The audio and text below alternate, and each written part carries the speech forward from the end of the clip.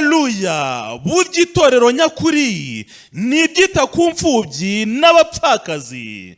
Niyo mpamvu itorero DNPC rifite inkomoko muri Tanzania ryiyemeje kwagura ubwami binyuze mu gutangiza amatorero menshi ahindura abantu abigishwa ba Yesu, gushaka no gutoza abavugabutumwa bazabikora, gutunganya imishinga yo gufasha abapasiteri n'abakuru b'amatorero, gushyigikira imishinga itandukanye y'abakristo, gufasha abana by'umwihariko kubatoza umuco n'uburere mboneragihugu, gusubiza itorero ryacu ku muco n'umuryango Imana yaremye. Iri toro rikorera hirya no hino mu gihugu, mu turere turimo Kayonza, Ngoma, Huye ndetse n'umujyi wa Kigali, aho mukurikirana ibikorwa byacu kuri Yongwe TV kuwa kabiri saa 11 kugeza saa 12 no kuwa gatandatu saa 7 z'amanywa kugera saa 8, aho muri kumwe n'abashumba batandukanye, harimo umushumba mukuru w'itorero Reverend Pasteur Karemera James n'abandi bapasiteri batandukanye barimo Pastor Nkuba Godfrey. Aha tuzajya twakira n'abatumirwa batandukanye tugamije kwagura ubwami bw'Imana n'iterambere ry'umukristo. Shalom. Haleluya, ndabashuhuje. Ni Pasteur Karemera James, umuyobozi w'itorero DNPS mu Rwanda. Kurikira ikiganiro umuco n'umuryango ari ryo shingiro ryo kumenya Imana, kizajya gitambuka kuri Yongwe TV kuwa kabiri saa 11 kugera saa 12 no kuwa gatandatu saa 7 kugera saa 8. Muzungukiramo byinshi kandi muzamenya Imana. Imana iduhane umugisha. Murakoze. Twongeye kubasuhuza inshuti zacu bakristo bene data, bizera bo mu matorero hirya no hino mu gihugu cyacu cy'u Rwanda, bapasiteri, inshuti zacu, abakozi b'Imana hirya no hino. Twongeye kubasuhuza tubifuriza weekend nziza, mu buryo bw'uko mumeze, uko mwabayeho, uko mwaramutse. Izina ry'Imana rihabwa icyubahiro. Ni ibisanzwe rero, ni Pasteur Karemera James, mbahaye ikaze. Itorero ni DNPS, itorero rikorera mu Rwanda. Hanyuma ikiganiro ni ibisanzwe, ni umuco n'umuryango byo shingiro ryo kumenya Imana. Tuba tuje hano rero muri izi studio za Yongwe TV kugira ngo tubaganirire, tuganire uburyo bwo kumenya Imana nyakuri.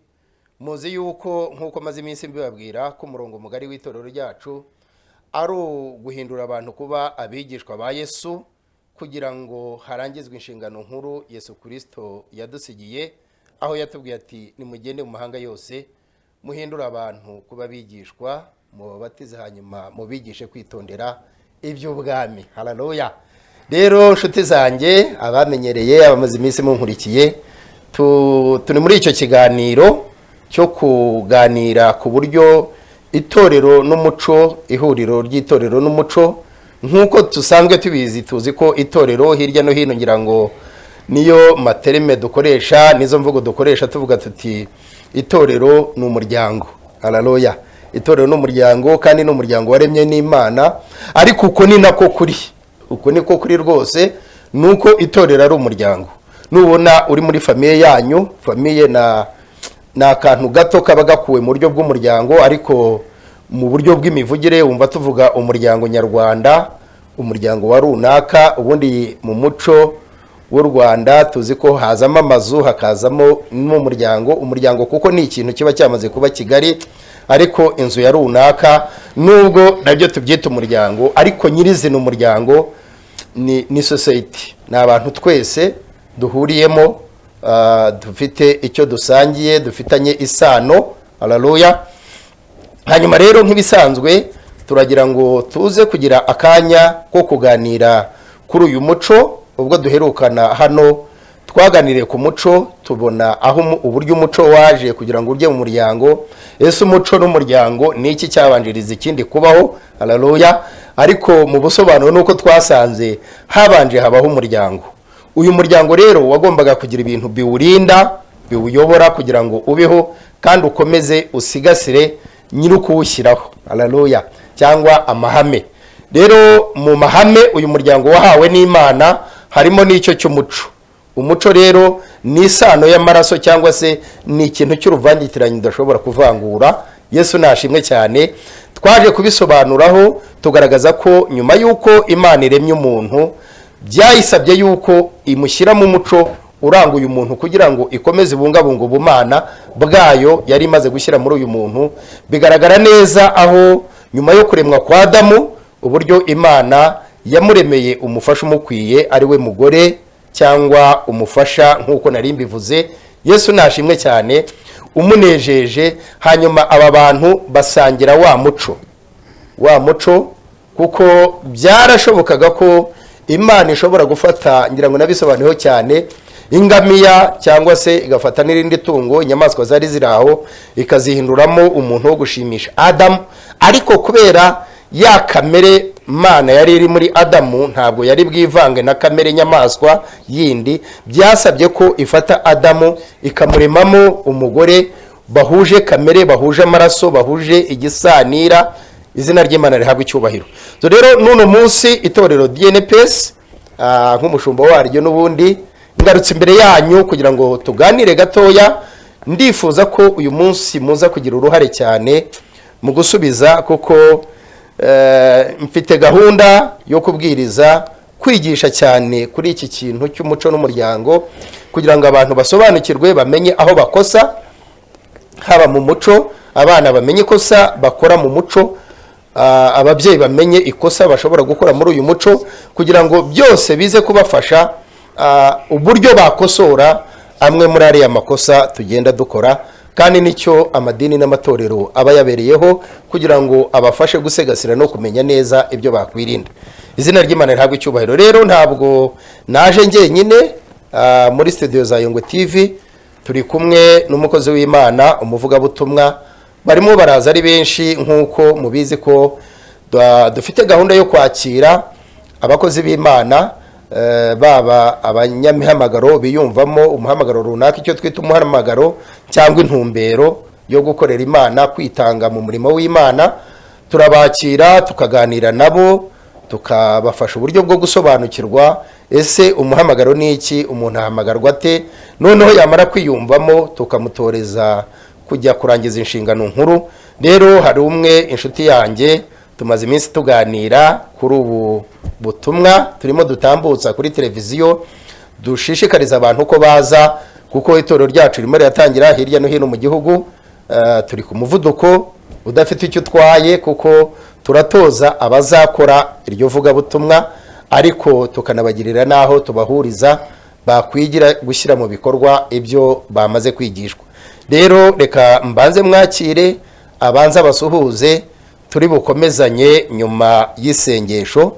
Twaguha ikaze ugasuhuza abadukurikiye kuri izi studio za televiziyo. Murakoze cyane pasiteri. Amazina yanjye nitwa Musabyimana Auguste, ndi umukozi w'Imana, umuvugabutumwa. Nanjye nishimiye rero kubana namwe hano muri studio z'Iyongwe TV, kandi twiteguye gukomeza gukorana namwe n'umurimo w'Imana kugira ngo ubutumwa bwiza bukomeze bwamamazwe mu gihugu hose ndetse no ku isi yose. Nk'uko Yesu yavuze ngo Mwuka Wera nabamanukira uzaba abagabo bo guhamya, bo kumpamya hose ku isi, cyangwa se yavugaga i Yudaya n'i Samariya.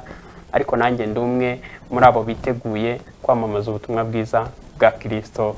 Niyo mpamvu nanjye ndi hano muri studio y'Iyongwe TV. Murakoze cyane. Imana iguhereze umugisha. Musabyimana Auguste, ni amahoro. Ariko ni amahoro, twabwiye abantu aho baturutse kandi abagukurikiye ni benshi.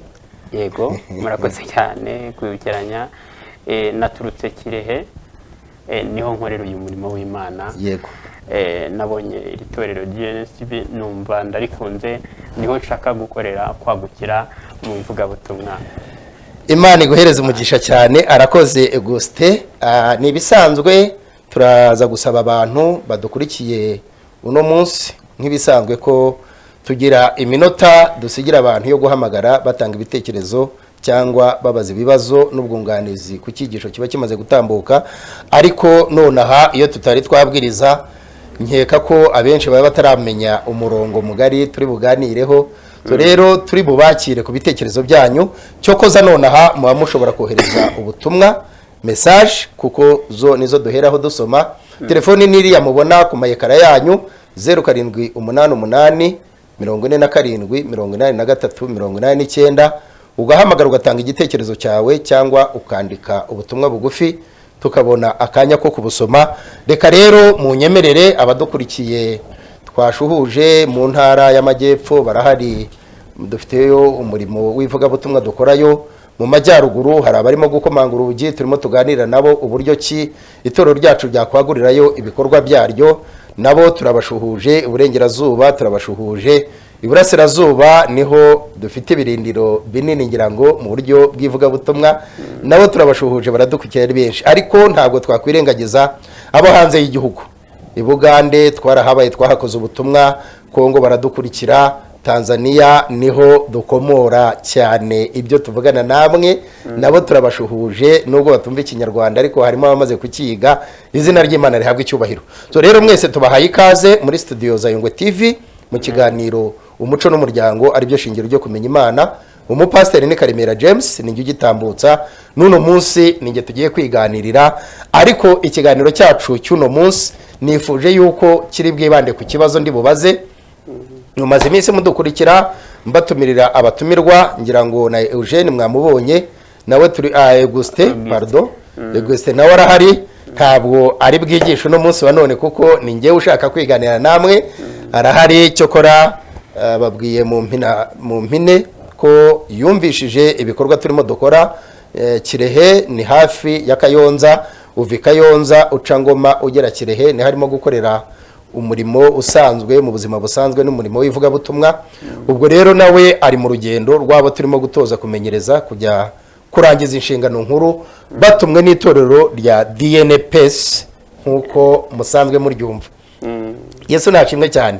Turamushimira rero ko yumvisha ibitekerezo, aratugana turaganira, hanyuma abona umurongo w'itorero, yumva ahisemo ku buryo bwo gukorana nawe. Kandi nawe ubwawe utwumva no munsi wa none turacyarimo kubahereza ikaze kuko dukeneye abavuga butumwa benshi, dukeneye abantu benshi bajya muri uyu murimo. Ni umurimo mugari. Turimo turategura ibiterane mu mezi ari imbere, mu kwezi mu mpera zo kwa gatatu, cyo kwagura ubwami bwa Yesu, cyane cyane kuri iri jambo ryitwa guhindura abantu kuba abigishwa ba Yesu. Mu by'ukuri turi abakristo beza, ntago tubinenga. Dutanga ibya 10 n'amaturo, tubitabira amateraniro, dukora ibisabwa n'amatorero, ariko ikigero cyiza nuko tuba abigishwa ba Yesu Kristo nyakuri. Ababigishwa rero nibo bavamo intumwa, nibo bagenda, kandi niwo murimo mukuru Yesu Kristo yadusigiye. So rero mu nyemerere tugire ikiganiro duto turi buganireho, nkuko nari mbasezeranyije ko ikiganiro cyacu kiri bwibande ku kibazo ndi bubaze, ariko ntimuze kumva ko ari cyo kibabajije cyane. Mwumve ijambo ry'Imana niki ririmo kuvuga. Ikiganiro ni umuco n'umuryango, ishingiro ryo kumenya Imana, ari byo tugiye guheraho. Maze iminsi rero mbateguza ko ngiye gutangira gutanga inyigisho yanjye. Ntwaye igihe kinini mbateguza, mbatumira abavuga butumwa, ariko mvuga nti ngiye kugera igihe cyo kwigisha, nyamuneka mushaka udukayi n'udukaramu. Uyu munsi rero ndatangirana n'ikibazo, n'ubundi igihe cyanjye cyo kwigisha kirahari, turagenda tuganira.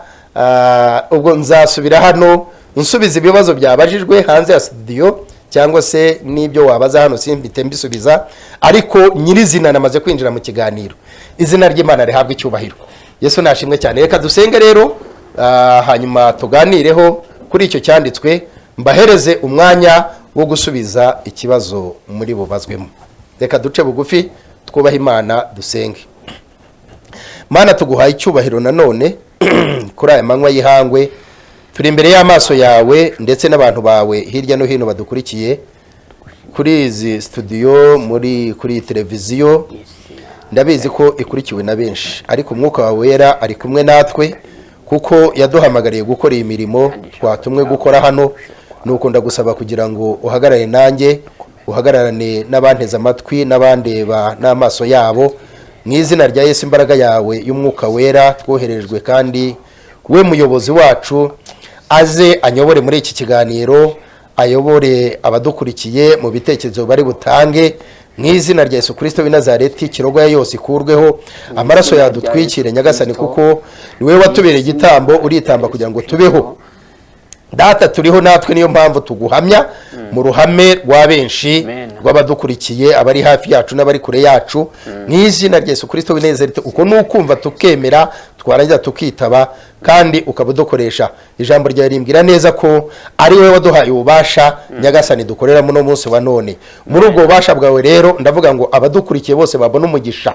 Mu izina rya Yesu, amaraso yawe abeho, uburinzi bwawe bukomeye bubabeho, nk'uko urinda igihugu Nyagasani Mwami Imana, ukarinda n'abakirimo, nukurinde n'ijambo ryawe ku bagiye kuryumva, kugira ngo ribafashe, ribe urubuto rwiza ruguye mu butaka butunganyije. Tunganya imitima yabo kugira ngo iri jambo rigiye kubamanukiramo ribafashe kandi ribubake Nyagasani, bagira icyo bunguka muri iki kiganiro.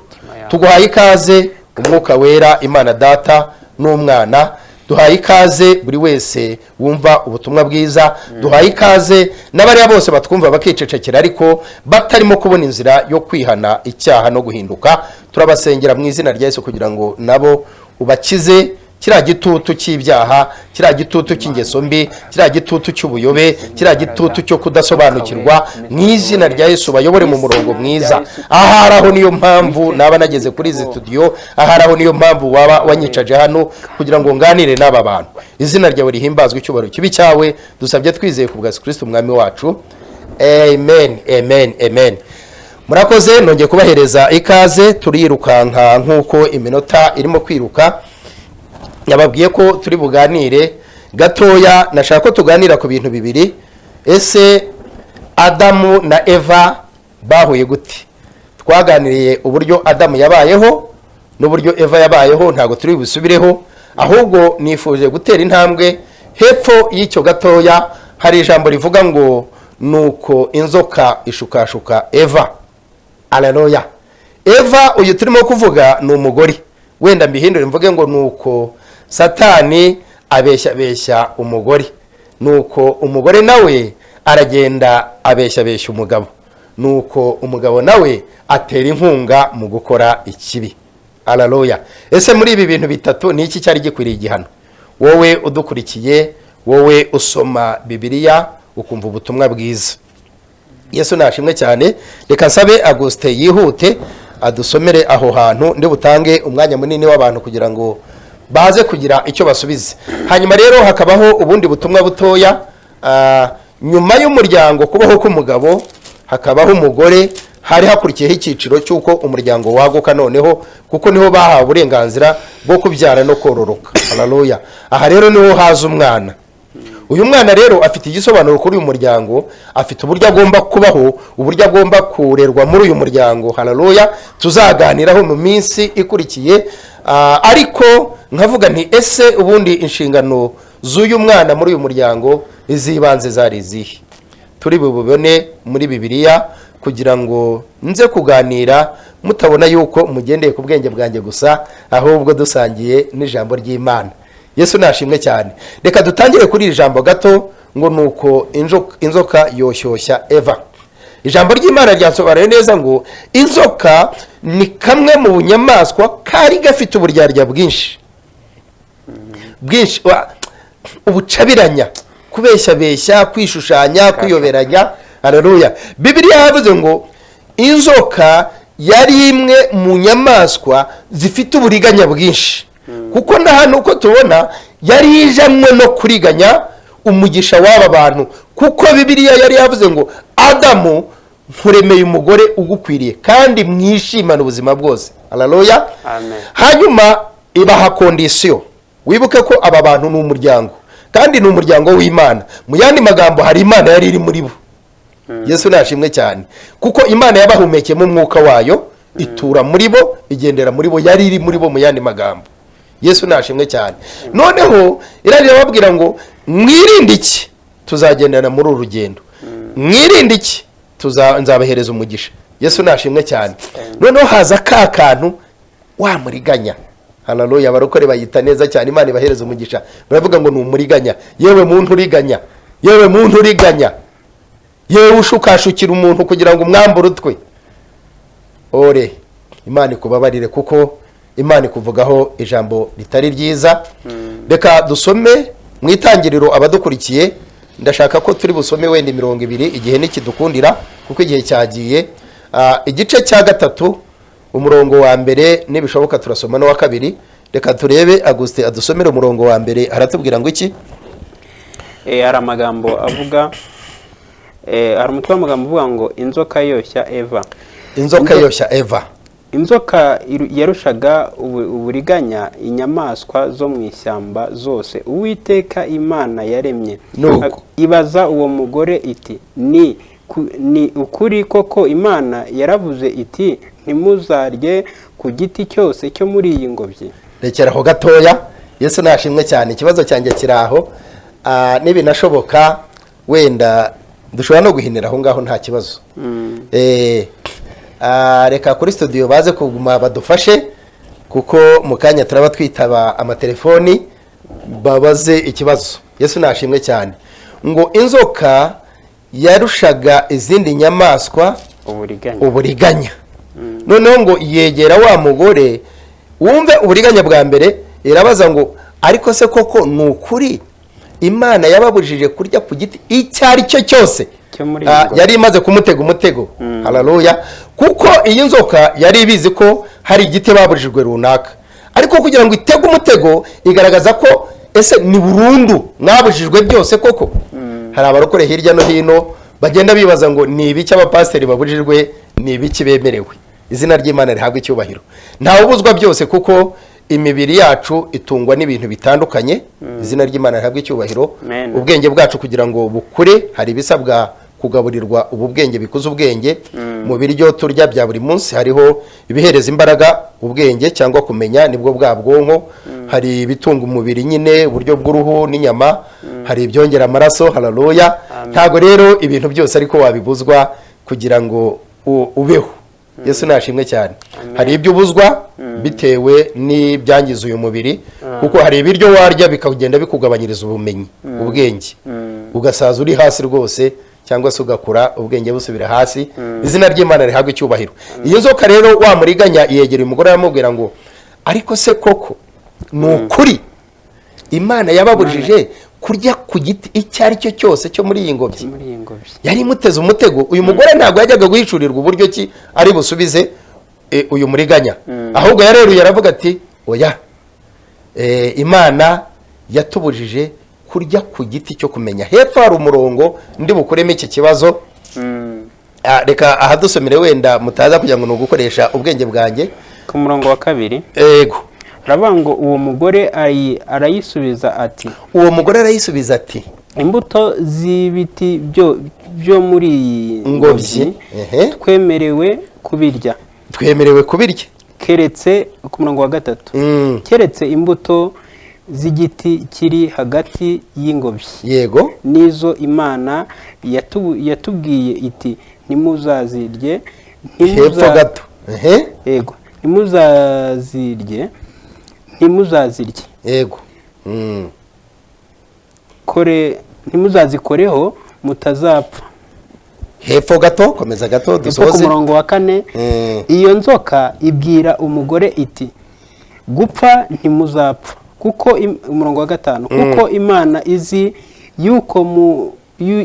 yuko ku munsi mwaziriyeho amaso yanyu azahweza mugahindurwa nk'Imana. Rekera aho ngaho. Imana iguhereza umugisha cyane. Ni naho tugiye gusoreza ubutumwa bwacu. Tubahereza urubuga mutanga ibitekerezo cyangwa mubaze ibibazo.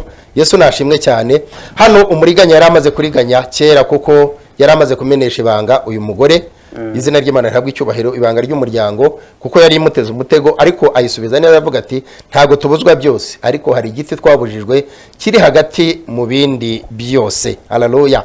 Arangira avuga ati iki giti Imana yatubwiye ko nituryaho tutazabura gupfa, tuzapfa. Satani cyangwa umuriganya aramubwira ati gupfa ko ntago muzapfa, ahubwo muzamenya ubwenge mube nkayo. Haleluya. Uyu muntu rero kuba nk'Imana byo nta gitangaza, kuko Imana yari yamuhumekeyemo umwuka w'ubumenyi, umwuka wayo. haleluya. Noneho hano rero tutaraganira cyane, ibyo kuzaganira ni byinshi, tuzaganira ninija mu cyiciro cyo kubwiriza. Ahubwo nabazaga ngo ese koko nyuma y'uko bariye kuri iki giti, kuri urubuto, ngo barahwejeje, icyambere babonye ko bambaye ubusa, batangira gukorwa n'isoni. Haleluya. Bakorwa n'isoni, batangira kwihisha. Imana irabasanga, ni inkuru ndende, biraganira, igera naho itanga igihano, nabyo tuzabiganiraho. Ihana buri wese muri ibyo bitatu bikurikirana, Adamu, Eva n'inzoka. Yesu nashimwe cyane.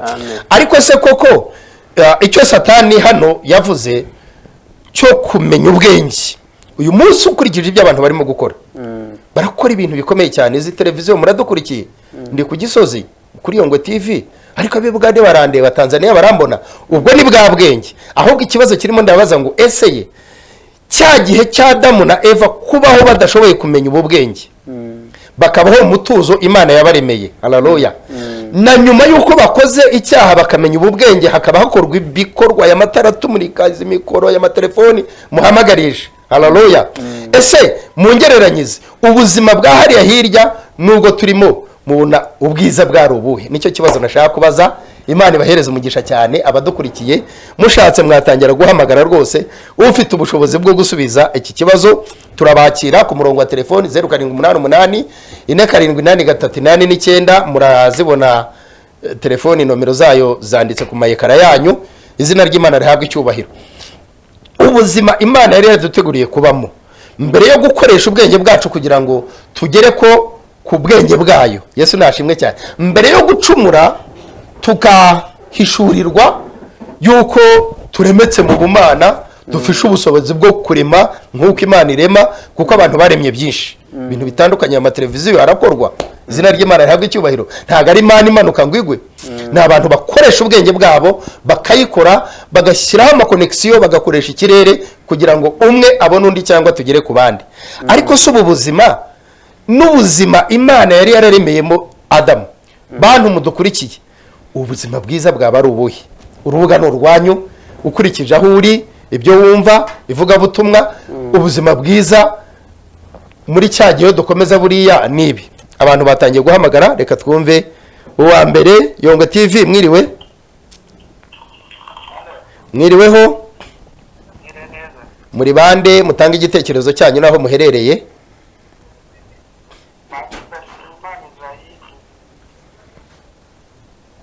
Yego Ezayi.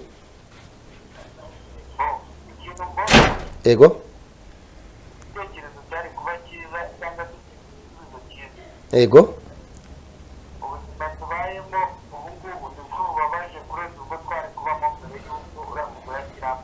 Yego. Imana iguhereze umugisha cyane.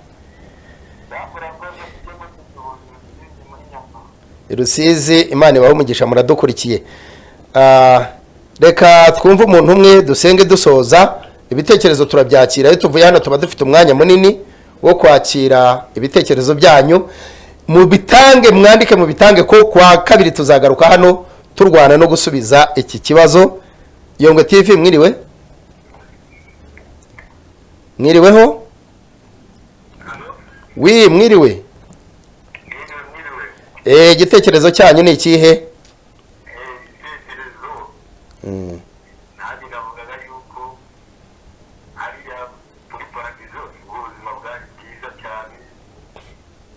Kubaho utamenya, udashobora gusobanukirwa ikintu wakora ngo wunguke.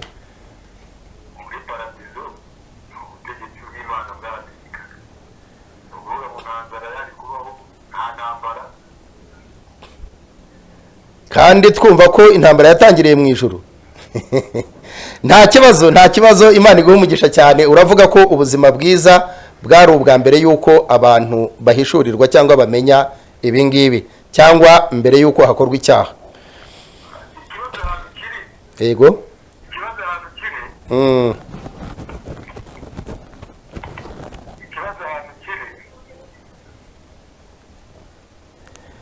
Murakoze, Imana ibahe umugisha. Turakomeza kwakira ubutumwa bwanyu mu buryo bwa message cyangwa muduhamagare tuvuye muri studio.